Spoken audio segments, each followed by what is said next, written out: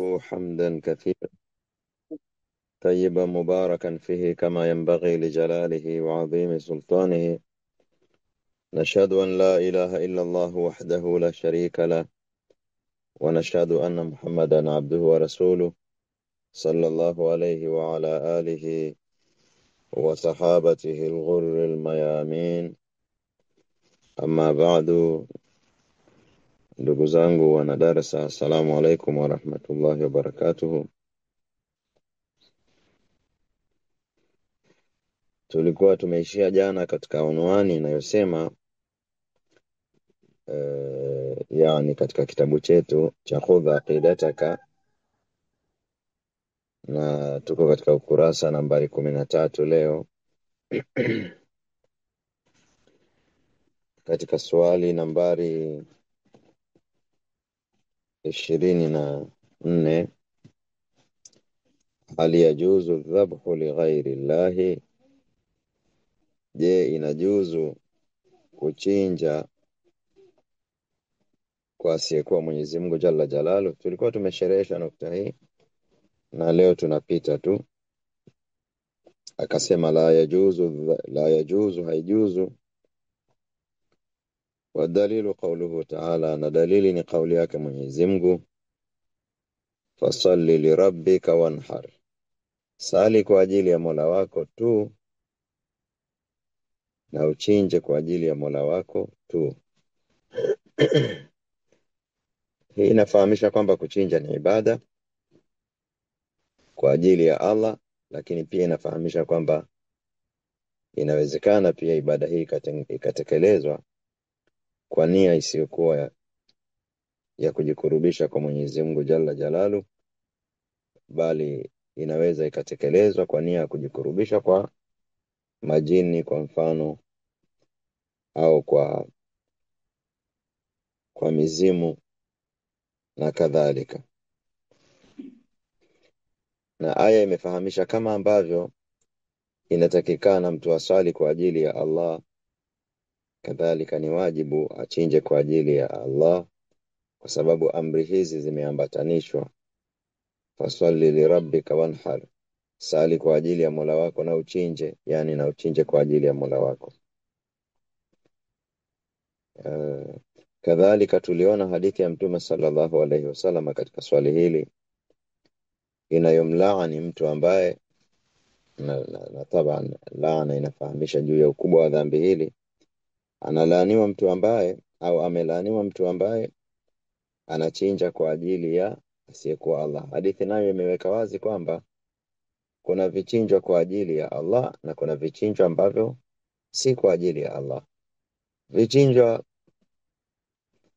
vya kitoweo haviitwi ni sio kwa ajili ya Allah, lakini hapa vinakusudiwa vichinjwa vile vya kiibada, yani nje ya utaratibu wa dini, vichinjwa vya kimila, vinakuwa ni kwa ajili ya asiyekuwa Mwenyezi Mungu Jalla Jalalu. Amelaaniwa yule ambaye anachinja mnyama nje na nia ya kujikurubisha kwa Mwenyezi Mungu Jalla Jalaluhu. Hadithi imepokelewa Muslim. Leo hii asubuhi nimeona hadithi ya Mtume sallallahu alaihi wasallama ambayo imepokelewa na Ad-Dhahhak radhiyallahu anhu qala: nadhara rajulun an yanhara ibilan bibuwana, mtu mmoja aliweka nadhiri ya kuchinja yani mnyama katika eneo la Buwana, kuchinja mnyama katika eneo la Buwana. Fasala an-nabiy sallallahu alayhi wasallam faqala, mtume yule mtu akamuuliza Mtume sallallahu alayhi wasallam juu ya jambo lile, yani alikuwa ana confirm kwamba liko sahihi au la. Mtume sallallahu alayhi wasallam akamwambia, hal kana fiha wathanun min awthani al-jahiliya yu'bad, je, eneo hilo la Buwana ulilolichagua kulikuwa pale kuna mzimu au sanamu la jahiliya yani upagani, sanamu la upagani linaabudiwa? Qalu la, wakamwambia Mtume hapana. Qala, akauliza tena, fahal kana fiha eidun min ayadihim, je, kulikuwa kuna sherehe miongoni mwa sherehe zao katika hilo eneo?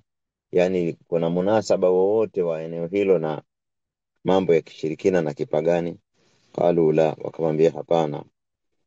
Faqala Rasulullah sallallahu alayhi wasallama, akasema rehma na amani ziwe juu yake, au fi binadhrika, basi timiza nadhiri yako.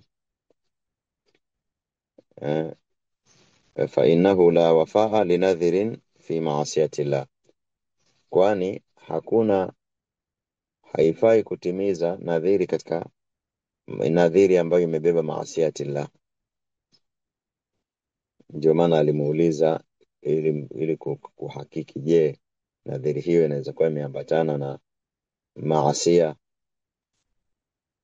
inakuwa ina munasaba na mambo ya kishirikina. Alipoambiwa la, akamwambia tekeleza.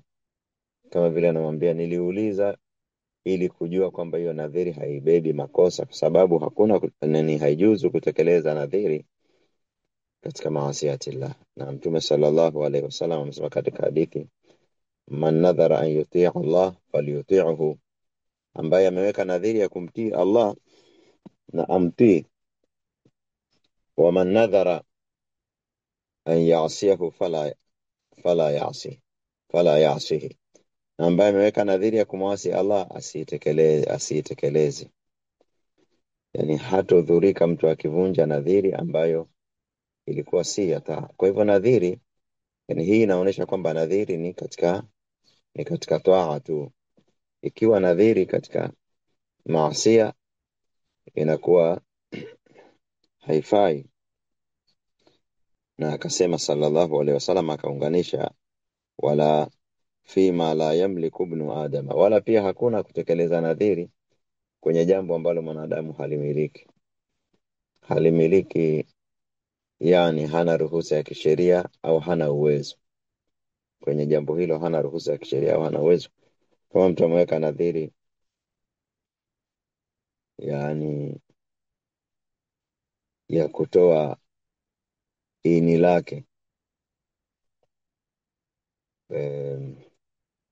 kwa ajili ya kumpa mtu mwingine, atoe lote au figo zake zote, haijuzu, kwa sababu hilo ni jambo ambalo mwanadamu halimiliki, viungo vyake sio miliki yake.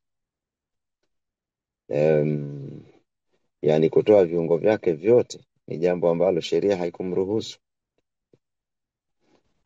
Au mfano mwingine, mtu anaweza kupata mfano mwingine mzuri zaidi.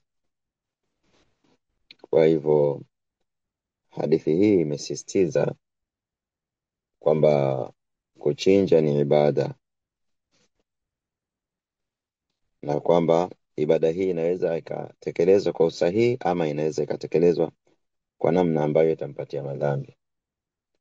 Na kuchinja kwa ajili ya asiyekuwa Allah ni dhambi kubwa sana, kwa sababu hapa imesemwa amelaaniwa, na sheria au Allahu jalla jalaluhu na Mtume sallallahu alaihi wasallam hawasemi amelaaniwa kila anayefanya dhambi. Yani dhambi fulani, yeyote anayefanya dhambi, amefanya dhambi fulani, kusema Allah amlaani haijuzu kisheria, isipokuwa laana imekuja katika madhambi maalum, na mahala ambako haikuja kauli maalum ya hadithi au aya ikimlaani mtu au ikimlaani mfanyaji kosa fulani, hairuhusiwi kulaani. Kwa hivyo si kila kosa utasema laana. Waulama wakanoti kwamba yale makosa ambayo Mtume sallallahu alaihi wasallam amesema amelaaniwa atakayefanya kadha, hayo ni makosa makubwa. Nikukumbusheni ndugu zangu kina mama, kwa mfano Mtume sallallahu alaihi wasallam amemlaani mwanamke anayeunganisha nywele, alwasila, anayeunganisha, yani fundi wa kuunganisha wenzake nywele, walmustawsila, na yule ambaye anaomba kuunganishwa, yani muunganishwaji, mwenye kusukwa huyo, msusi na msukwaji. Kadhalika annamisa walmutanamisa, mwenye kunyoa nyusi na mwenye kunyolewa, na kadhalika mwenye kuongeza mwanya au mwenye kutengeneza mwanya, na mwenye kufanywa jambo hilo, na kadhalika wenye kubadilisha maumbile ya Mwenyezi Mungu Jalla Jalaluhu. Na katika wenye kubadilisha maumbile ya Allah ni wale watu ambao wanatumia miili yao kinyume na maumbile. Hata Waswahili wametumia neno zuri, kinyume na maumbile. Mtu akitumia mwili wake kinyume na maumbile, amegeuza umbile la Mwenyezi Mungu Jalla Jalaluhu, na hili nalo ni katika madhambi ya laana. Hili nalo la kufanya mambo kinyume na maumbile ni katika laana.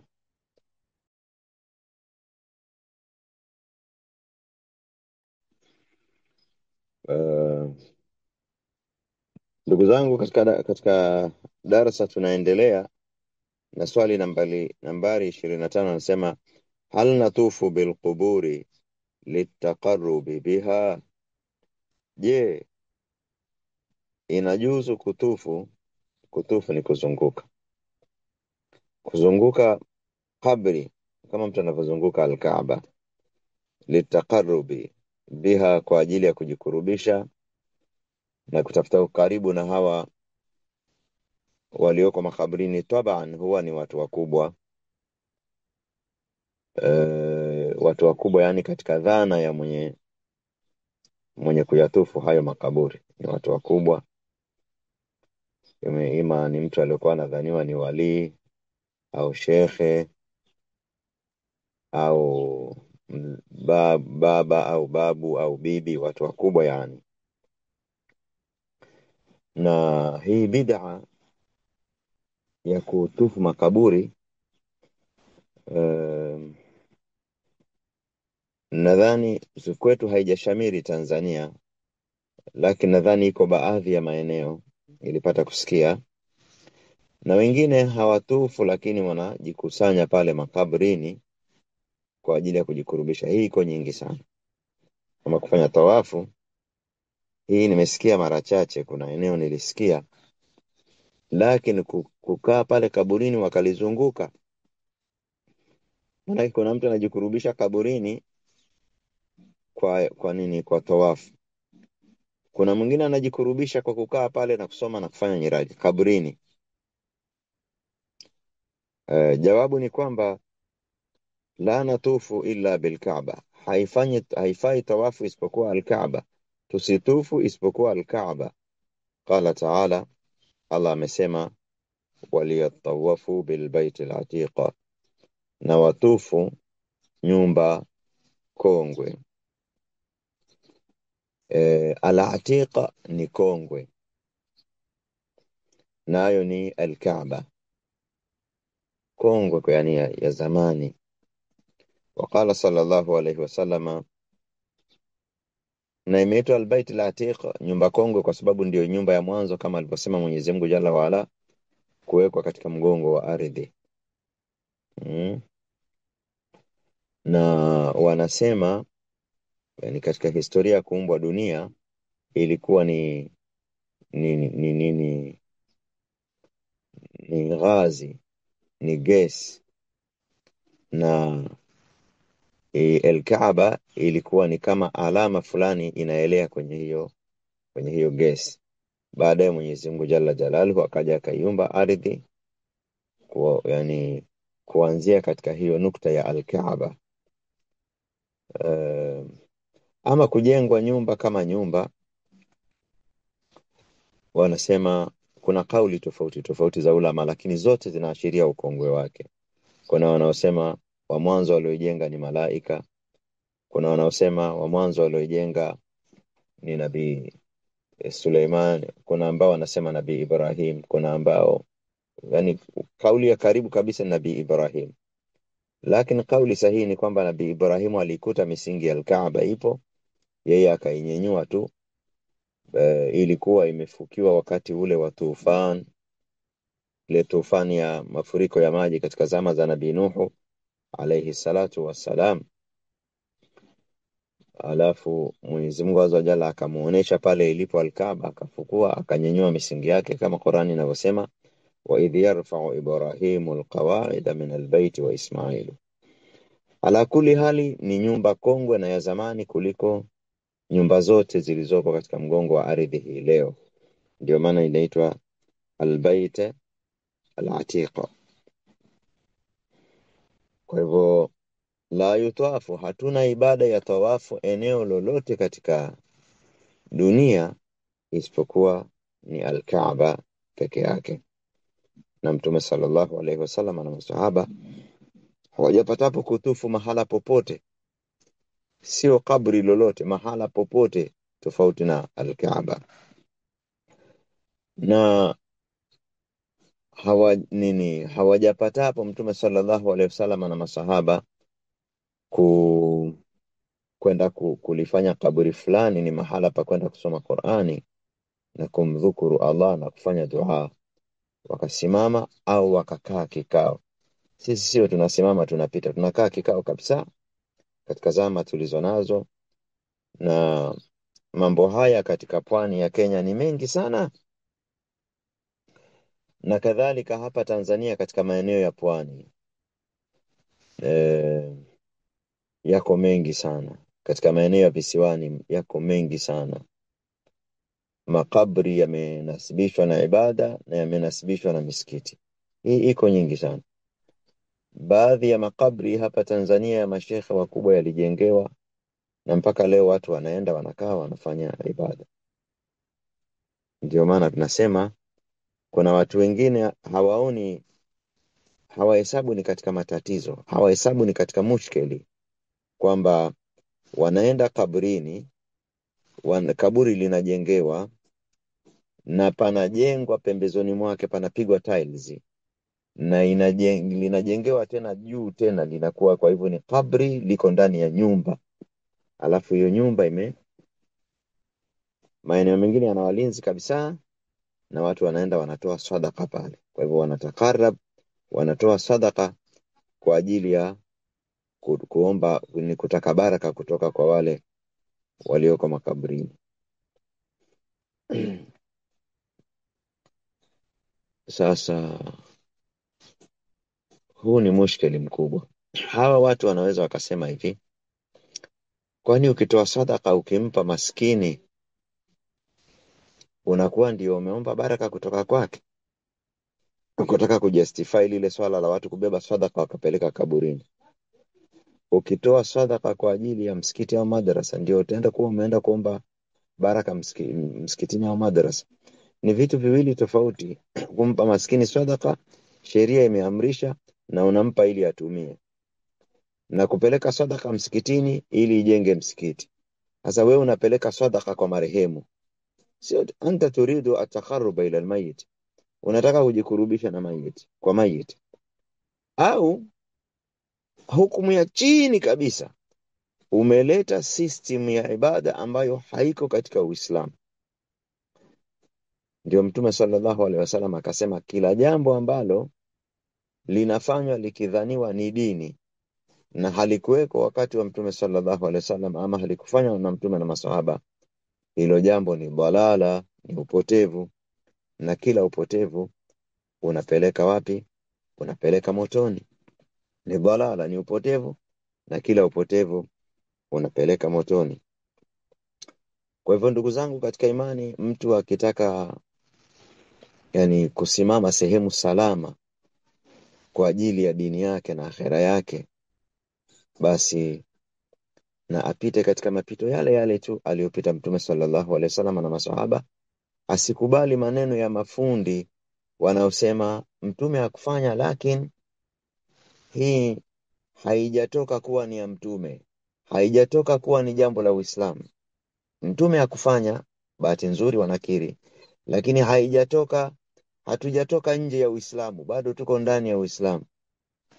Kwa hivyo yani wanaona inafaa kufanya editing na modification katika dini ya Mwenyezi Mungu Jalla Jalalu, kama ambavyo leo mtu anaweza kununua gari Japan, yeye ni fundi mechanic, amesomea, akaja akabadilisha ule mfumo wa injini au mfumo wa bodi.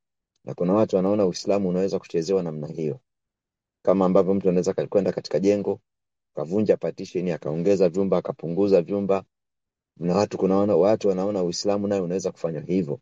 Mtu anayekwambia mtume hakufanya lakini inafaa, ujue huyu anazungumzia kwa lugha nyingine kufanya modification na editing katika dini ya Mwenyezi Mungu Jalla wala. Mtume hakufanya lakini alafu kuna jambo gani ambalo liko katika dini alafu mtume sallallahu alaihi wasallam hakufanya?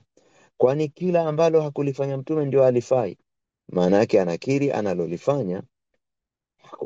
Mimi nasema mtu ambaye yuko serious na ibada zake na ana uchungu nazo na anataka afanye hata duniani, jamani, mtu anapenda afanye biashara ambayo anaona ana uhakika haina longolongo.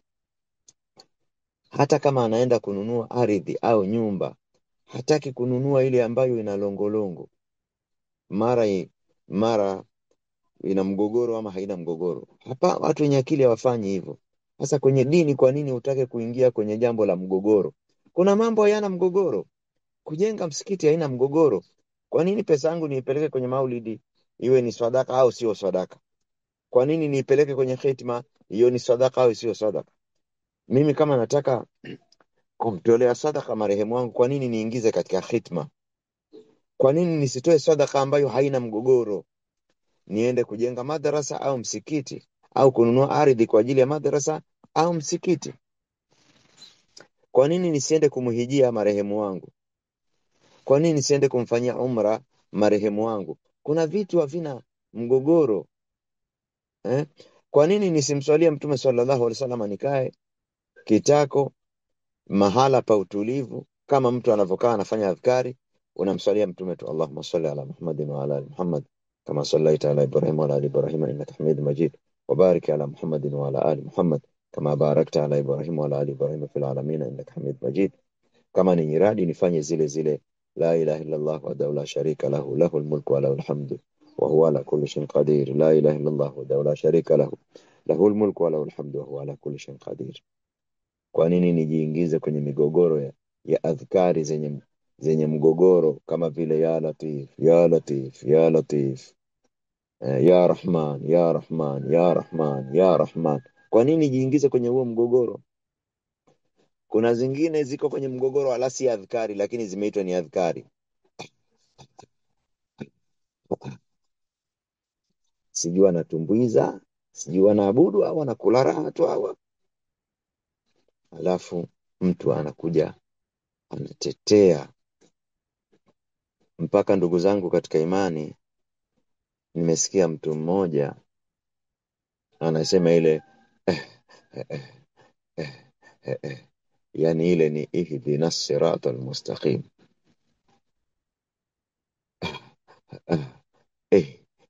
Yani ni ihdina siratal mustaqim. Kweli ndugu yangu msikilizaji, hata wewe unakubali ile ni kama vile mtu anasema ihdina siratal mustaqim. Hata kama ni ihdina siratal mustaqim, hata kama ni hivyo kweli, hili neno lingetamkwa ihdina siratal mustaqim, mbona haliambatani? Yani aya hii ukisoma haiambatani na kurukaruka ati kwamba mjikusanye muwe mnaruka ihdina siratal mustaqim, ihdina siratal mustaqim, ihdina siratal mustaqim, mnarukaruka au mnacheza. Hiyo pia haipo. Sikwambii ile sio ihdina siratal mustaqim, hiyo ni urongo wa wazi. Lakini tujalie hata kama ni ihdina siratal mustaqim, watu wanasoma kwa mtindo ule, itafaa. Qurani gani unasomaga unachukua tu aya moja, iyyaka na'budu wa iyyaka nasta'in, iyyaka na'budu wa iyyaka nasta'in, iyyaka na'budu wa iyyaka nasta'in? Wapi ndugu zangu? Tunajaribu kutoa hii mifano migumu kuwatoa watu katika jambo ambalo walidanganywa, likapambwa maneno mazuri mazuri na watu wenye sura na muonekano wa dini. Unajua hizi sura na muonekano nazo na una athari yake. Mimi mkiniita kwenye muhadhara nije na suruali na shati na sina kofia, huo muhadhara, yani nafsi zenu hazitakuwa na kabuli, japokuwa mnajua huyu ni Ali Jumanne yule yule na kichwa ni kile kile na maalumati ni yale yale. Nafsi zenu hazitakuwa na ridhaa ya mapokeo. Lakini nikija nimepiga pamba, kanzu ya 200,000 safi imenyoka, na pete zangu na tasbihi na nini na lemba ya kichwani, nyingine ya mabegani, au joho lile la Kisaudia lile, na kama umri umekwenda kwenda na bakora, mara nyingine hata kijana anaweza kubeba bakora zile zinatoka China zile. Nikaja nikakaa pale mimi mdogo mdogo, lakini nimejazia manguo ameniongezea, nikaja nikakaa pale kwenye kiti kina hadhi. Muhadhara umefanyika kwenye ukumbi mzuri, bila shaka mazingira nayo yanahadaa, bila shaka mazingira nayo yanahadaa. Kwa hivyo katika tuliohadaiwa tumeletewa mambo mabovu yako waziwazi kabisa, lakini tunaangalia, watu wanaangalia, mbona yule ni shekhe? Kofia, unafahamu ndugu zangu, hizi kofia ukiacha hizi za Wachina, zile zenyewe kabisa zinauzwa mpaka, yani ya chini inaanzia, zile nzuri inaanzia 300,000, 500,000. Kuna kofia zinauzwa mpaka milioni, zaidi ya milioni, kama zile za Mombasa, za Zanzibar, za Omani. Mtu amepiga hiyo, hasa mtu anaangalia anasema yule ni tofauti. Ningekuwa sijavaa hizo nguo hamwezi kusema yule shekhe bwana. Una watu wangesema yule sio shekhe, lakini ili kuna sentensi zitaongezeka, yule shekhe bwana, kwa sababu ya mavazi. Mavazi nayo yametudanganya ndugu zangu, mavazi nayo yametudanganya. Mimi naona nikikutana na polisi au trafiki amevaa nguo za kawaida ni tofauti na nikimkuta na magwanda yake. Nguo nazo ndugu zangu zimetuhadaa na zimetudanganya. Kwa hivyo mambo haya yamefanywa na mashehe. Watu wanasema ina maana unataka kutuambia mashehe wamepotea? Lakini mimi najaribu kutoa mifano hapa, yani kwa hivyo watu wakatuvalagiza wakasema maneno hayafai kabisa, alafu sisi tukayachukua eti tafsiri yake ni ihdina siratal mustaqim. Sasa uliza, hiyo tafsiri imetoka wapi? Kuna kitabu gani kimesema? Kuna hadithi gani imesema? Kuna aya gani imesema? Maamuma hawaulizagi, ndio tatizo letu sisi maamuma. Au akasema, ukisema maanake ni ihdina siratal mustaqim. Ukisema ni kama vile unavyosoma iyyaka na'budu wa iyyaka nasta'inu ihdina siratal mustaqim. Iyyaka na'budu wa iyyaka, ukiunganisha iyyaka na'budu wa iyyaka nasta'inu ihdina. Nimepiga tu mfano kuonesha kwamba sisi tunakubali kudanganywa hata katika maneno ambayo yako wazi sana. Kwa hivyo ndugu zangu katika imani, tukaletewa ibada za tawaf za kwenye makabri, na ilhali Mtume sallallahu alaihi wasallam hakufanya, na sisi tukazifanya, na akija mtu kutuzindua tunamhesabu ni katika maadui. Hata ukizungumza nukta za bid'a, watu wengine wanasema si apite basi amalize aende zake. Hizo nukta hazipendwi, lakini tunapozungumzia ibada ndugu zangu, tunazungumzia jambo ambalo utayaona matunda yake wakati wa kufa. Kifo chako kinakuwa ni sahali au kigumu kwa kutegemeana na muamala wako na Mola wako. Muamala wako na Mola wako ni ibada. Kwa hivyo hii ni nukta sensitive, ni nukta makini. Ndugu yako anapokuzungumzia katika nukta hii akawa anakutanabaisha, hayo mazungumzo yamebeba upendo wa kweli. Kuna mtu anataka asikukwaze, akuacha na matatizo yako. Kuna mtu anakuambia hivyo unavyoishi bwana utaishia pabaya. Anajua kabisa ndugu yangu atakasirika, lakini huyo ana mapenzi ya kweli, anajua utamkasirikia, utamlaumu, lakini amekuambia ukweli ili upate salama. Yule ambaye anasema anachunga eti hisia zako, asikwambie ukweli ili usikasirike, huyo wakati anajua pale ulipo ni matatizo, ni mushkeli. Ndio kukuta unajenga bondeni na yeye anajua masika ikija nyumba yako itakwenda na maji. Anaona huyu nikimwambia ukweli atakasirika, nikimsifia naweza kupata hata hela ya chai hapa. Akakusifia, huyo sio mtu mzuri. Kwa hivyo ndugu zangu katika imani, hii mifano hii ninayotoa mara nyingine mimi napendaka kuwa muwazi. Inaweza kuwa baadhi ya wanadarasa wetu hapa inawakera. Na makero hayo yanatokana na kuwa maneno haya huenda yana crush mwalimu wake au shekhe wake au shekhe wa baba yake au shekhe wa mama yake, au yanamcrush yeye mwenyewe.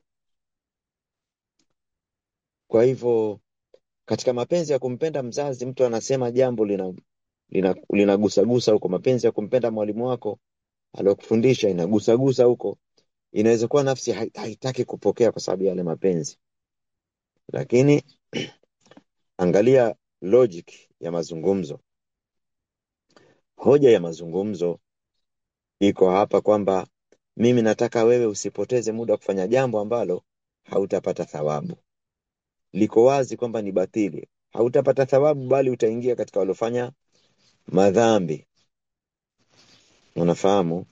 Unajua ukijenga wewe engineer ukajenga nyumba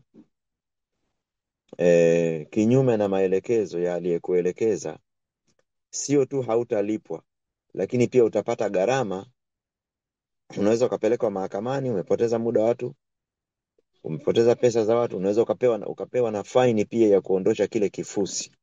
Ulipe simenti, ulipe kokoto, ulipe nondo, na ubebe na gharama pia za kuondosha kile kifusi, kwa sababu tumeshakuwa ni uchafu. Baadhi ya ibada zinaweza zikaingia na zikafanana na huu mfano, ndugu zangu katika imani.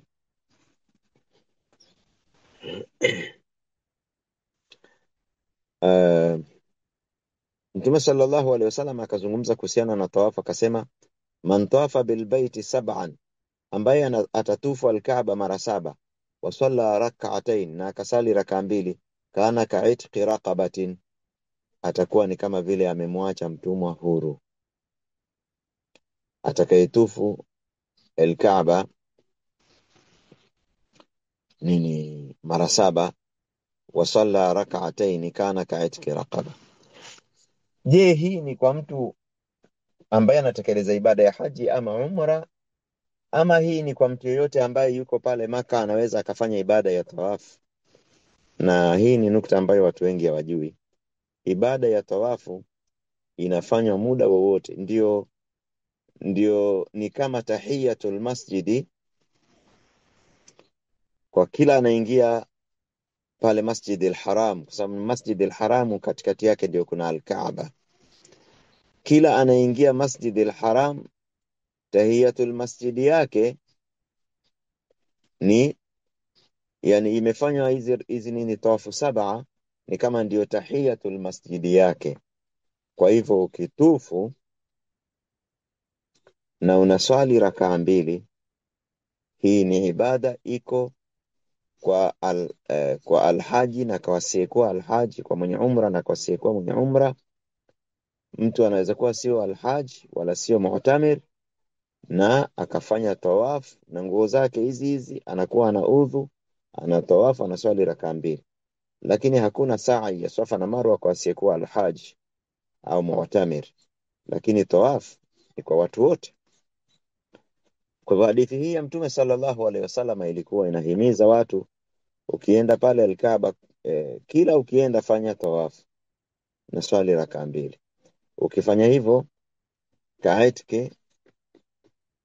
kaitki raqaba, utakuwa ni kama vile umeacha mtumwa huru. Na hii kuacha mtumwa huru inaonekana kwa maelezo ya dini ni ibada kubwa sana. Halafu angalia Mwenyezi Mungu Azza wa Jalla alivyowapendelea watu, hata maskini. Ukisema la ilaha illa Allah wahdahu la sharika lahu, lahul mulku wa lahul hamdu wa huwa ala kulli shay'in qadir, mara 100 katika siku, iwe ni asubuhi ya mchana au jioni, lakini imehimizwa asubuhi na jioni. Ukifanya huu uradi bila ya kuzidisha nikisema bila ya kuzidisha simaanishi kwamba kuzidisha ni makosa, hapana. Namaanisha kwa hii 100 tu ndio unapata hii bishara ya kuandikiwa mema 10 na kufutiwa maneno, kuandikiwa mema 100 na kufutiwa madhambi 100 na kuandikiwa umeacha huru watumwa 10, watumwa wenyewe ambao ni watu wema kwa Allah, watoto wa Ismail ambaye ni kizazi cha Mtume sallallahu alaihi wasallama, watu 10, na unahifadhiwa, unapewa guarantee kupata hifadhi siku hiyo, kama ulisema asubuhi mpaka jioni na kama ulisema jioni mpaka asubuhi. Kwa hivyo raqaba ni ibada kubwa, lakini yani mtu aliyefanya tawafu na anapata etiki moja, wewe unapata umeacha huru watu 10. Na Mtume sallallahu alaihi wasallam akasema hakuna mtu ambaye atakayefanya amali bora siku hiyo isipokuwa yule kumzidi huyu, isipokuwa yule aliyomzidi huyu kwenye kuzidisha. Kwa hivyo dhikri hii inaweza kuzidishwa, haikulimitiwa, inaweza kuzidishwa na thawabu zake ni hizo. Hiyo sio darasa yetu. Darasa yetu hapa tunazungumzia masala ya kutufu, hukumu ya kutufu kabrini. Tukasema haifai kwa sababu hiyo ni ibada ambayo imewekwa kwa ajili ya eneo maalum, inafanyika katika eneo maalum kwa ajili ya Allah subhanahu wa ta'ala, na hiyo tawafu inakuwa ni kutufu al-Kaaba. Sasa ukituambia tutufu kabri, tunakuwa hatuna dalili.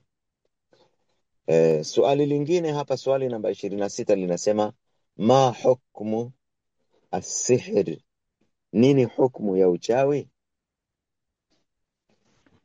Kwanza kabla ya nini hukumu ya uchawi, nini uchawi? Uchawi ndugu zangu, ule uchawi hasa yani ni kitu cha kina usiri. Hata ili neno as-sihr, ma latufa wa khafiya sababuhu, ni jambo ambalo unaliona limetokea, ni tukio linatokea, lakini sababu yake imejificha. Kwa mfano unaona mtu anadondoka kwa sababu labda amepulizwa, sababu yake imejificha, kwa sababu mbona kupuliza hakuwezi kudondosha mtu?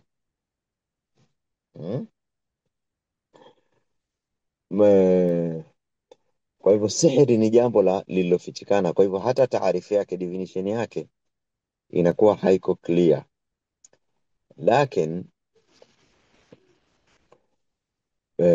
kimaelezo tunaweza kusema sihiri ni a'malun shaytaniya, ni matendo ya kishaitani, yataqarrabu yani tasduru min al-insani, mambo hayo ya kishaitani yanatokea kwa mwanadamu kwa litaqarrubihi lishayatin, kwa kujikurubisha kwa mashaitani. Ni matendo ya kishaitani ambayo mwanadamu anayafanya kwa ajili ya kujikurubisha kwa shaitani. Akifanya matendo hayo, ndio shaitani mwenyewe ndiye ambaye anaifanya hiyo sasa sihiri. Shaitani ndiye ambaye anaifanya sihiri. Akiifanya hiyo sihiri, ndio yanatokea yale yanayotokea. Wanawachuoni wakatutajia baadhi ya alama za sihiri. Wanawachuoni wakatutajia baadhi ya alama za sihiri, ili tukiona mtu anafanya hivyo tujue hiyo ni nini, ni sihiri. Kwa mfano, kuchinja kwa ajili ya asiyekuwa Allah, wanasema ni katika matendo ya sihiri. Kuchinja kwa kulitaja jina lisilokuwa la Allah ni katika alama ndani za sihiri. Kuchinja kwa oda ya shaitani ni katika alama za sihiri. Ukienda kwa mtu anakuuliza nini, unataka matibabu, alafu anakuambia, anakuuliza jina la mama yako ni nani, ni katika alama za nini? Za sihiri. Kuandika Qur'ani kinyume nyume ni katika alama za sihiri. Kuandika Qur'ani kwa wino wa najisi kama hedhi ni katika alama za sihiri. Kuswali bila ya udhu ni katika alama za sihiri. Kusali bila ya kuelekea qibla ni katika alama za sihiri. Kufunga funga ya kuwaridhisha mashaitani, si zile funga za kidini, ni katika alama za sihiri. Ukipewa dawa uambiwe utumie kwa masharti yasiyokuwa ya kisayansi, kwa mfano ufumbe macho, ukioga uoge kinyume nyume, umwagie maji kinyume nyume, ukiingia mlangoni uingie kinyume nyume, ukiingia fumba macho, haya zote ni katika alama za sihiri. Kafukie dawa hii kafukie kwenye kona za nyumba, ni katika alama za sihiri. Hii kitu vaa itakusaidia, zote hizi ni katika alama za sihiri. Kupiga ramli ni katika alama za sihiri.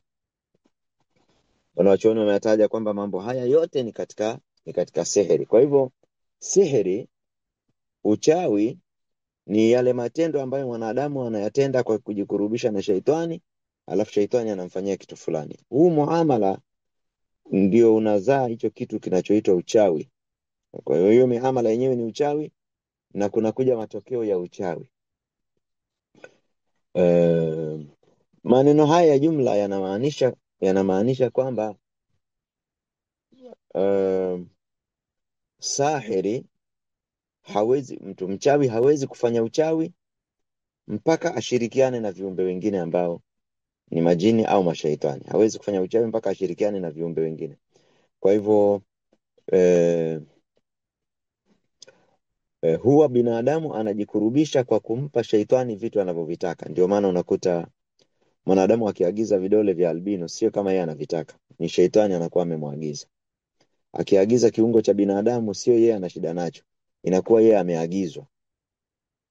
Akikwambia lete mnyama, inakuwa ameagizwa na huyo shaitani, na ndio huyo mnyama anachinjwa kwa ajili ya shaitani. Ili shaitani akishapewa anachokitaka, na yeye sasa atafanya kile ambacho huyo mnayemuita mganga ama mchawi anataka afanyiwe, kama ni kumuua mtu au kumfanya mtu mwenda wazimu au kuvuruga ndoa ya watu. Kwa hivyo sihiri ni jambo linafanyika baina ya binadamu na shetani. Lazima iwe kati ya binadamu na shetani, na Qur'ani kasema shetani huwa haamiliani na mwanadamu isipokuwa kwa gharama ya huyu mwanadamu kufanya madhambi makubwa ya kumkufuru na kumshirikisha Mwenyezi Mungu Jalla Jalalu. Hal unabbiukum ala man tanazzalu shayatin. Hii iko katika surati Ash-Shu'ara, katika aya za mwisho kule, katika peji ya mwisho kule mwishoni. Hal unabbiukum ala man tanazzalu shayatin. Nyinyi mnaodai kwamba Muhammad ameletewa Qur'an na mashaitani, nyinyi hamjui. Je, ni kuambieni wale wanaoteremkiwa na mashaitani wanaoteremka kutoka juu na washukia wao? Au tanazzalu ina maana ya kuwaendea, kwenda kwao. Tanazzalu ala kulli afakin athim. Shaitani huwa anaenda kwa wanawateremkia watu ambao wanafanya madhambi na uzushi mkubwa. Afakin athimin. Kwa hivyo kuna muamala binadamu anayeamiliana na mashaitani, huyo ni mchawi. Na nilimsikia Yahya Hussein alipata kusema, mimi zamani nilikuwa naangalia vipindi vyake. Alhamdulillah sikuwa naamini hayo mambo ya kupiga ramli na kutabiri, lakini nilikuwa naangalia tu kujifunza kitu katika hadaa au katika nijue batili hii ikoje. Nilipata kumsikia anasema huwezi kufanya kazi hizi mpaka ushirikiane na viumbe wengine. Alafu neno hili akalirudia kama mara 2 au mara 3. huwezi kufanya kazi hizi mpaka ushirikiane na viumbe wengine. Kwa hivyo ule muamala wa kushirikiana na viumbe wengine, ile amali ambayo unaifanya, process yote unaifanya kushirikiana na viumbe wengine, hiyo ndio inayoitwa sihiri. Viumbe wengine yani majini, hiyo ndio inayoitwa sihiri. Hata mtu akisema anaamiliana na mizimu, kwa sababu mizimu huwezi kuamiliana nayo, huyo huwa ni shaitani amekuja tu kwa hiyo anwani ya mizimu ya babu na bibi, lakini si yeye. Kwa hivyo kama unaamiliana na viumbe wengine mashaitani moja kwa moja, au amekuja kwa jina la mizimu, wewe ni mchawi, unafanya mambo ya kichawi. Ndio katika surati A'raf, ya maashara aljini, kuna aya inasema Mwenyezi Mungu atawauliza majini siku ya kiyama, atawaambia ya maashara aljini. Nataka niangalie hii aya hapa nikutajeni na namba kabisa. Ya maashara aljini, maashara aljini qad istakfartum qad istakfartum.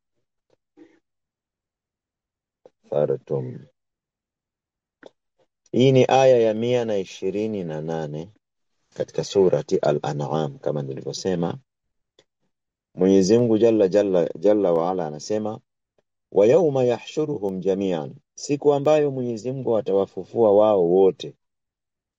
Wao wote kina nani? Binadamu na majini, atawafufua wao wote. Wahsharnahum falam nughadir minhum ahada, Mwenyezi Mungu anasema nitawafufua viumbe, hatobakishwa mtu. Mtu asije akasema labda yeye atapata bahati ya kubaki ardhini. Mtu muovu atapata bahati, watu waking'olewa ardhini kama navong'olewa nini, vitunguu au karanga au nini, njugu au viazi Ulaya au viazi mviringo nani vitamu. Kuna mtu atabakishwa chini asihukumiwe. Wa yawma nahshuruhum jami'an, siku ambayo tutawafufua wote. Ya maashara aljinni, tutasema enyi kongamano la majini. Mwenyezi Mungu atawasemesha majini. Hapo mbele wako binadamu na majini. Mwenyezi Mungu atawaambia enyi majini, qad istakfartum min al-ins, muliwapoteza kwa wingi binadamu. Waqala awliyauhum min al-ins, watasema wapenzi wa hawa mashayatini, wapenzi wa hawa majini katika binadamu. Qurani hapa inasema watasema wapenzi wao, kwa sababu watu wabaya ni wapenzi wao kwa wao na watu wema ni wapenzi wao kwa wao. Afwan, dakika moja.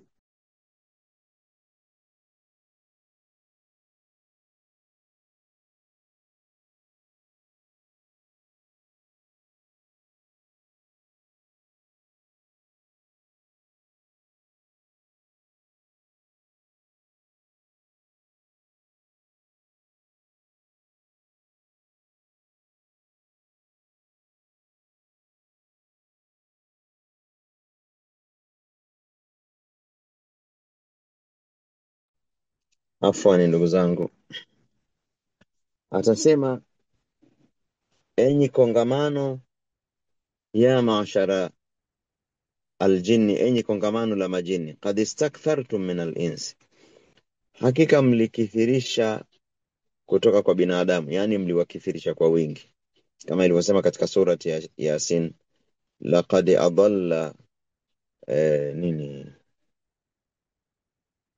shaitani aliwapoteza jibillan, watu wengi.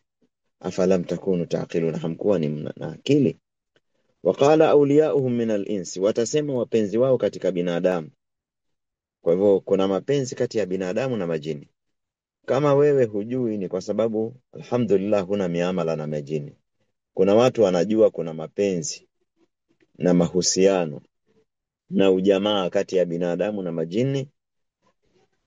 Taban aya hii inatumika kuonesha uharamu wa miamala kati ya binadamu na majini mutlaqan, moja kwa moja, iwe ni miamala mizuri au miamala mibaya. Na Qur'ani haijapata kutaja muamala mzuri kati ya binadamu na jini. Tukisema miamala mizuri, yani hata kama mnafanya biashara, jini anakuletea biashara, unanunua kwake, anaenda kuchukua madini,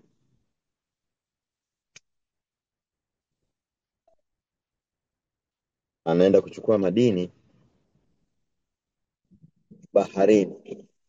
Tujalie wala haibi, huyo jini haibi na ni pesa kwenye nyumba za watu, wala haibi pesa benki. Anaenda tu kwenye machimbo, anachukua anachimba na yeye, au anaenda baharini anatoa nani lulu na marjani, anakuletea muuziane. Ni haramu katika sheria. Mwenyezi Mungu Azza wa Jalla amefunga muamala kati ya binadamu na majini kwa sababu una madhara mengi. Sasa Qur'ani hapa inatoa taarifa kuna mapenzi na muamala kati ya binadamu na majini, na tumesema hilo jambo ni haramu. Mimi nimechomeka hii kwa sababu nimekumbuka katika habari zilikuwa trendi sana siku za nyuma. Mimi sisemi ni Dr. Sule, yeye anajiita Dr. Sule.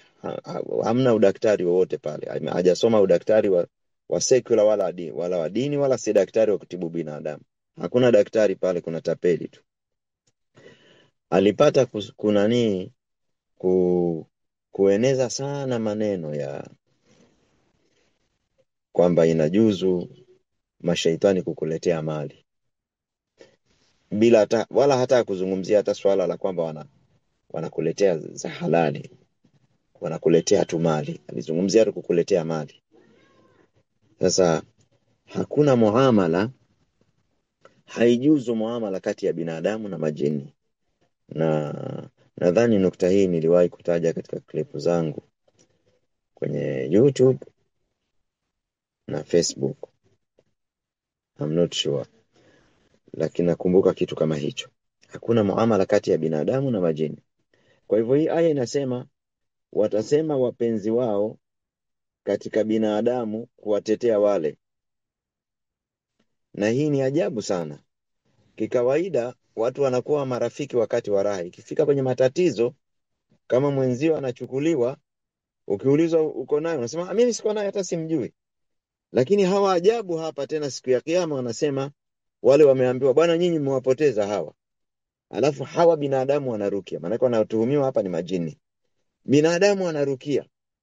Waqala awliyauhum min al-ins, watasema wapenzi wao katika binadamu, rabbana, ewe Mungu bwana wetu, istamta ba'duna bi ba'd, tulipeana raha sisi wote. Kwa sababu muta ni starehe, tulipeana raha sisi wote, yani hawakutudhulumu na sisi hatukwadhulumu, tulipeana raha. Wabalaghna ajalana alladhi ajjalta lana, tukaishi mpaka tukamaliza umri uliotupangia. Allah atasemaje? Qala naru mathwakum, moto ndio mafikio yenu. Khalidina fiha, humo mutakaa milele. Illa masha Allah, inna rabbaka hakimun alim. Kwa hivyo hawa mashaitani na yani hawa walioamiliana na majini katika aya hii wamehukumiwa kwamba watakwenda milele, pamoja na kwamba wao wametaja kwa lugha ya jumla, tumepeana starehe baina yetu, lakini yani ikaja hukumu ya kisheria kwamba hilo ni jambo halifai na litawapeleka watu motoni.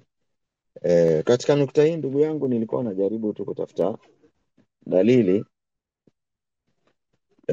kuonesha kwamba sihiri ni amali ambayo inafanyika kati ya binadamu na jini, ni muamala unaofanyika kati ya binadamu na jini, na huo muamala haufai, ni haramu katika Uislamu. Hata ungelikuwa ni muamala wa biashara, sikwambii ni muamala wa shirki, sababu muamala huu katika sihiri inakuwa yule shaitani anataka ufanye kufuru, na ndio maana kila mtu anapofanya kufuru ndio ile sihiri inazidi kushamiri, kwa sababu ndio unazidi kujikurubisha zaidi kwa shaitani. Kama ilivyo katika dini, kila unapotoa sadaka na kujikurubisha kwa Allah, ndio mambo yako yanakuwa mazuri baina yako na Mola wako. Unaona milango ya kheri inavyofunguka.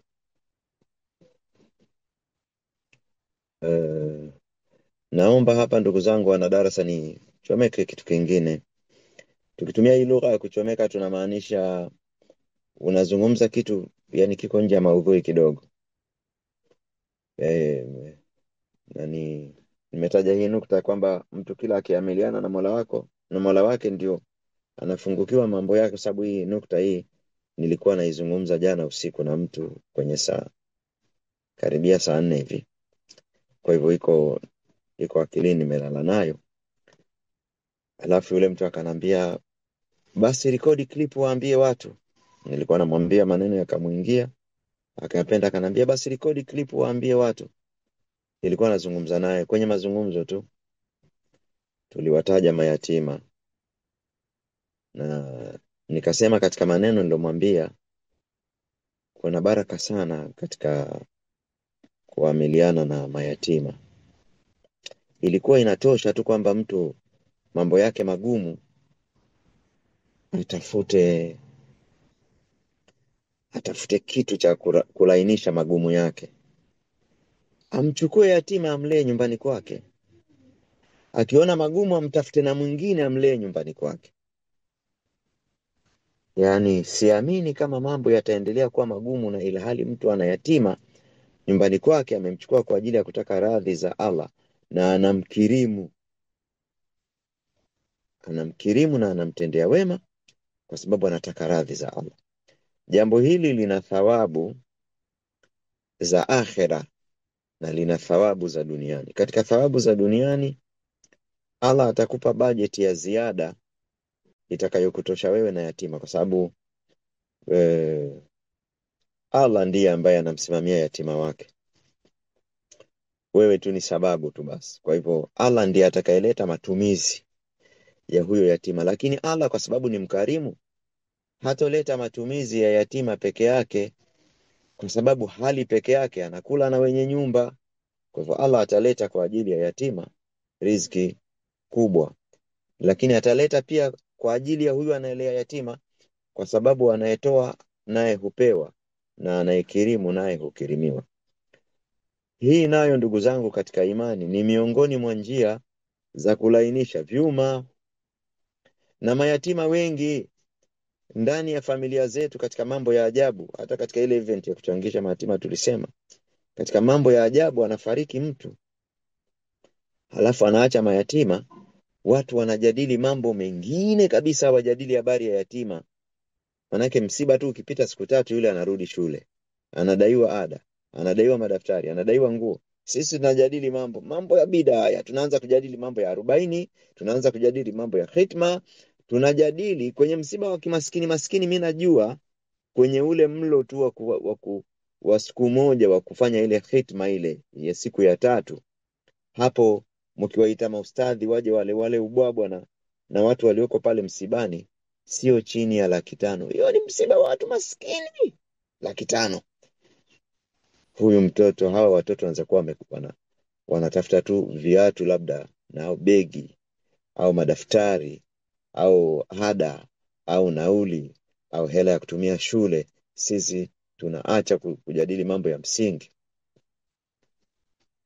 Kwa hivyo balla tukirimuna liyatim, nyinyi hamwakirimu yatima. Wala tahaduna ala ta'amil miskin, wala hamuhimizani kulisha maskini. Lau tukataja katika event, katika vitu vibaya watu wanajadili mambo yani wanawasahau haya mayatima, mpaka inafika siku sasa wanaondoka hata wala hiyo haiwekwi katika meza ikajadiliwa, haijadiliwi kabisa. Watu wanashika 50 zao wanaondoka. Hakuna mtu amesema sasa baba yake alikuwa anampa nauli huyu mtoto kila asubuhi. Ilikuwa huyu baba ni mhangaikaji, anahangaika, akirudi, najua kuna mtu anaishi maisha yake, akienda akirudi ndio anapata, anarudi na kitu, ndio anatoa 500 au 1000, anampa mtoto wake nauli na hela ya kwenda kula sambusa, anaenda shule, anarudi. Sasa baba hayupo. Sasa mtoto huyu ataendaje shule? Anaachwa huyu mama mjane ambaye anaingia kwenye eda vile vile na watoto, yani watu kama vile hiyo mada haipo, wanaenda zao. mpaka inadharurika wale watoto wanapelekwa katika majumba ya kulelea mayatima. Kama itapatikana hiyo, nayo ni kheri, ni dhahabu. Hiyo pia kupatikana sio rahisi. Kama itapatikana pia tunasema si sawa, wale walitakiwa wasilelewe katika majumba ya kulelea mayatima. Hiyo imewekwa tu kwa sababu ya dharura. Tufanyeje sasa? Jamii haijui wajibu wao, ndio vikajengwa hivyo vituo, lakini hawa watoto walitakiwa si wana wajomba, hata kama wawe maskini. Kwa hiyo ni hao maskini si wanaishi na wanakula na watoto wao wanaenda shule, si na wanaendelea kuzaa watoto wengine. Hawa si watoto wengine tu watakuwa wamezaliwa katika familia ya mayatima, si wazaliwe tu pia katika familia nyingine kweli, mpaka watoto wenyewe wanaweza kuwa ni wawili tu au watatu tu basi, sema hata watano, sio wengi. Familia si ni cheni kubwa. Watu hawayaangalii mambo haya wala hawahimizi kuwalisha maskini. Ikiwa kuna mtu Mwenyezi Mungu Azza wa Jalla amemjalia uwezo unajua hawa nao wanaofiwa sio wote ni maskini, wengine wanakuwa wameachiwa asset, lakini kuna wengine yani wanaweza kutolewa kwenye nyumba wanayoishi mwezi ujao au mwezi huo huo, kama mwenye nyumba ana roho ngumu. Hawa ndugu yangu, ukienda ukawaambia kila mwezi nitakuwa nakuleteni unga, maharage, mtele, mafuta, unga wa mahindi na ngano na mchele na mafuta na maharage, vitu vitano hivi. Kila mwisho wa mwezi unakadiria kiasi kinachowafikisha mpaka mwisho wa mwezi. Kuni sijui nini utawaacha na wao wahangaike, manake wasiwe mamwinyi kama walemavu. Wao nao watafute namna wasiwe mamwinyi, manake hiyo nao utakuwa unawaharibu.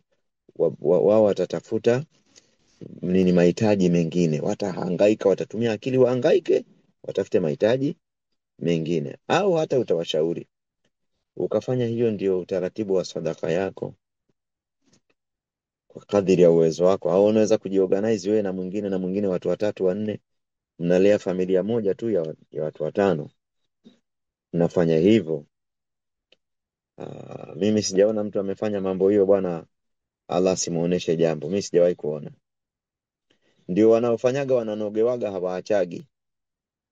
Ukiona hilo gumu, basi chukua yatima mweke nyumbani kwako, kwa sababu hapo itakuwa yani umetengeneza mazingira ambayo lazima tu utamtunza. Manake si anaishi pamoja na familia yako, ni lazima utamtunza na utamwangalia. Mambo haya hatuyafanyi. Ndugu zangu, hata nimesahau kwa nini nimechomeka hii mada ya mayatima.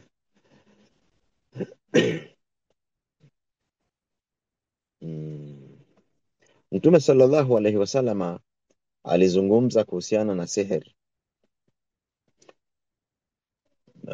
Akasema ijtanibu sab'a almubiqat, jiepusheni na mambo saba yenye kuangamiza. Akataja ashirku billah, kumshirikisha Mwenyezi Mungu, wasihri, na sihiri. Ndugu zangu, ukisoma kumshirikisha Allahu Jalla waala na sihiri, zote ni shirki. Yani shirki ni shirki na sihiri ni shirki, lakini hii shirki ni shirki na ziada. Yani sihiri ni shirki na ziada, ina kitu kibaya cha ziada. Yani shirki na ni sihiri, sababu kila sihiri ina shirki.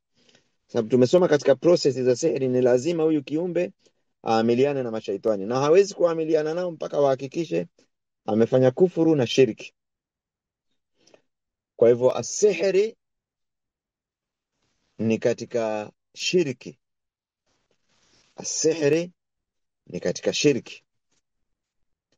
Na wala usidhani kama sihiri itakuwa ndio daraja la pili. Sihiri, shirki namba moja, yenyewe ni shirki lakini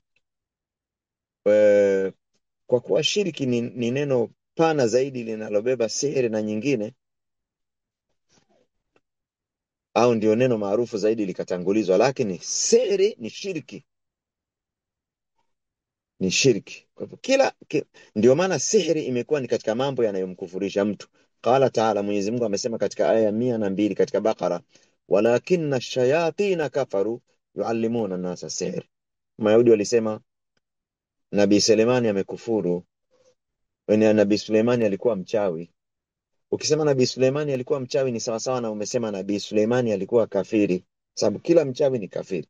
Ndio Qur'ani ikapresent kwa lugha hii, wama kafara Suleiman, Nabii Suleimani hakukufuru, walakinna shayatina kafaru, lakini mashaitani ndio waliokufuru, yuallimuna nasa sihra, walikuwa wakiwafundisha watu uchawi. Kwa hivyo uchawi ni zao la shaitani. Mashaitani ndio ambao wamewafundisha wanadamu uchawi kupitia mlango wa ndoto, kupitia mlango wa kuwasikizisha. Shaitani anaweza kuongea na mtu live. Kuna jamaa mmoja, Mwenyezi Mungu azza wa jalla amuongoze, alikuwa anatupigia story. Tulikuwa tunasoma naye elimu ya dini, lakini yeye mwenzetu amesoma katika hizi madarasa hizi za mashekhe wa shiriki hawa au mashekhe wa bid'a. Usikasirike nikisema hivi, mashekhe wa shiriki au mashekhe wa bid'a ndio wasifu wao. Akasema kuna knowledge amepata huko kwenye madarasa alikotoka. Unatoka shauri yenu sasa, na mimi kama nakufundisheni uchawi alafu mtu akaenda kufanya kazi atajijua mwenyewe. Anaenda nje ya mji, anatengeneza kama kihema hivi, kijumba kidogo, anakaa mle. Kuna nyiradi anafanya. Hizo nyiradi sio za kumtaja Allah. Kuna zinyiradi za kumtaja sheitani, unamtaja mpaka anakutokezea live namna hii. Unamwambia bwana, mimi nataka kumuua mtu, mimi nataka kitu fulani, mimi nataka kitu fulani. Anakusikiliza. Kwa hivyo kama ni oda amepewa na mtu ana jambo lake anataka afanywe na sheitani, shekhe anatawasali kwa sheitani kwa kutaja nyiradi za sheitani na hata kutoa sadaka kwa ajili ya sheitani, baadaye anamtokezea. Na maanisha hapa kwamba mashaitani wanawafundisha wanadamu uchawi waziwazi kabisa. Wanawafundisha wanadamu uchawi katika ndoto, au wanawafundisha hawa makonki katika shiriki, wanawafundisha uchawi, alafu hawa wanawafundisha watu wengine. Na mahala ambapo pia mwanadamu wanafundishana uchawi ni kwenye ulevi wa pombe. Kianza kushirikiana na wachawi, wanatumia njia hii ya pombe sana. Unakulewesha ukiwa akili zimerukaruka, ndo wanaanza kuambia sisi tunafanyaga hivi. Familia nyingi zimeingia katika sihiri kwa mlango huu. Na wakati mwingine ukiwa unakunywa nao pombe, wana mambo yao ya uchawi kukutilia ili wewe upende lile jambo. Unakuwa akili zako zimeshalewa na wanakutilia uchawi utakao kufanya upende uchawi. Kwa hivyo ndugu zangu, nimetoa huu mfano kuonesha kwamba sihiri ni shirki na ni kufuru. Nasoma tena hizi dalili mbili, wama kafara Suleimanu walakinna shayatina kafaru yuallimuna nasa sihra. Nabii Suleimani hakuwa kafiri, kwa sababu Mayahudi wanasema Muhammad anamtaja huyu Suleimani kuwa ni nabii. Si mambo ya ajabu haya? Huyu jamaa si alikuwa mchawi huyu? Na mashekhe wetu wa bid'a wanasemaga mambo yao ya sihiri eti wamerithi kwa Nabii Suleimani. Unajua haya mambo wanayoyafanya ukiwaambia, hawana aya kwenye Qur'ani wala hadithi inayojustify mambo yao, lakini wanarukaga, wanaendaga mbali kwenye hizo hoja za Mayahudi. Wanasema si hata Nabii Suleimani alikuwa ni mchawi, alikuwa anafanya mambo haya. Hawatumii neno mchawi, alikuwa anafanya mambo haya, ndio maana aliwatawala majini, na ndio maana alikuwa anafanya mambo makubwa, alikuwa akifanya kadha na kadha. Kwa hivyo manake elimu alizonazo ni mirathi wamerithi kwa Nabii Suleimani alayhi salatu wassalam.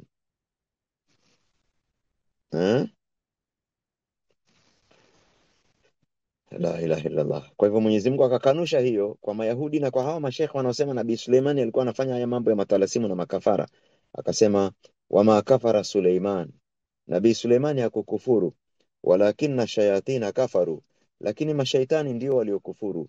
Yuallimuna an-nasa sihra, ukafiri wao ni kuwafundisha watu uchawi.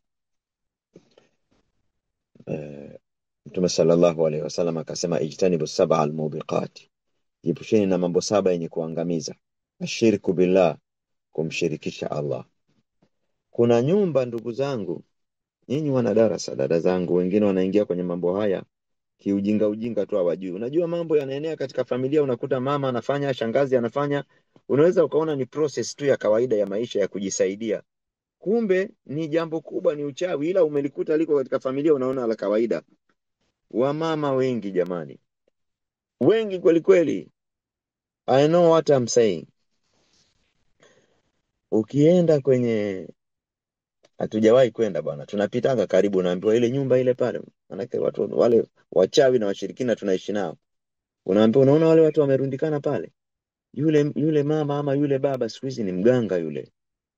Alafu naangalia watu waliorundikana, kuna kanzu moja moja na kofia, lakini majuba yamo pale, mpaka majuba au shungi hizi za kanga au mitandio ya kawaida. Jambo linaloashiria kwamba wateja wengi wa jambo hilo ni nani? Ni Waislamu. Na tumepata taarifa mpaka wale Waislamu wanaovaa majuba mara nyingine mtu anaweza kuvalishwa na baba yake au na kaka yake au na mumewe, lakini hata hilo juba aliko katika moyo wake. Wako watu wanavaa majuba hawaswali, wako watu wanavaa majuba na wanaswali na wanaenda kwenye shirki.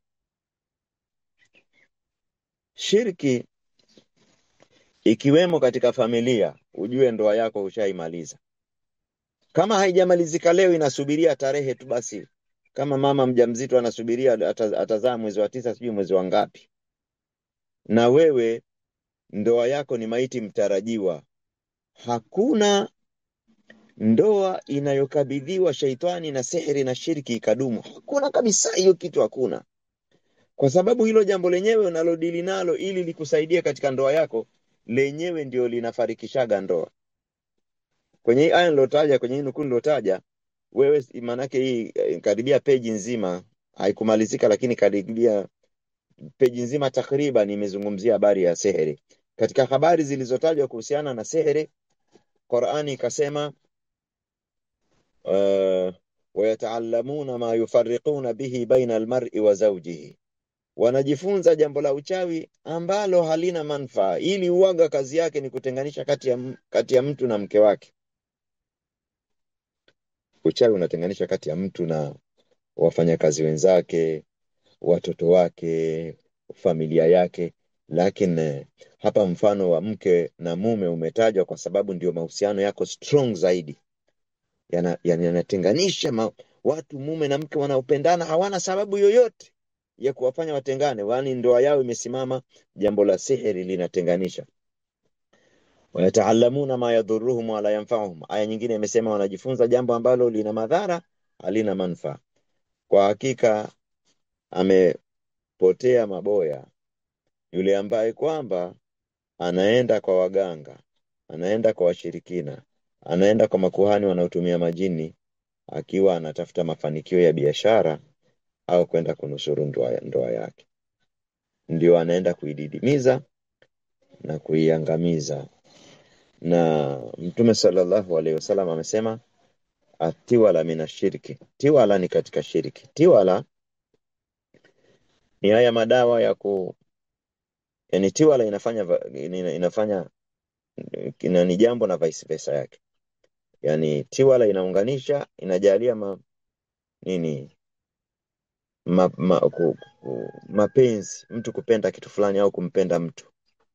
Kwa hiyo inaweza kutumika kazini ili mtu apendwe, aajiriwe, au abakishwe katika ajira. Inatumika kati ya mtoto anataka mchune baba yake. Inatumika kwenye mahusiano ya zina, inatumika kwenye mahusiano. Tiwala, Mtume sallallahu alaihi wasallam anasema tiwala shirkun, tiwala ni shirki na tiwala ni sihiri.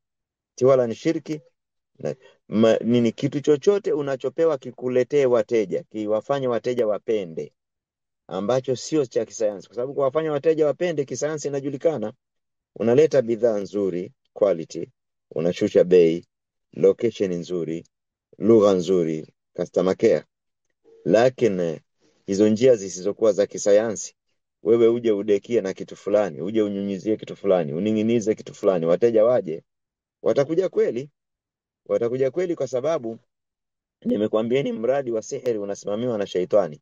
Mashaitani, shaitani yule mkubwa ambaye umempa tenda, atatuma wajakazi wake, watakuwa nje ya duka lako wakiwapambia watu na kuwashawishi kwenye vifua vyao na nyoyo zao kwamba kanunueni pale, kanunueni pale. Wakiwaleta katika bidhaa wanaziona ni nzuri kuliko ilivyo kawaida, na hii ni nyingi sana masokoni. Ndio maana kuna dua ya kuingilia, ukiingia sokoni ufanye nyiradi.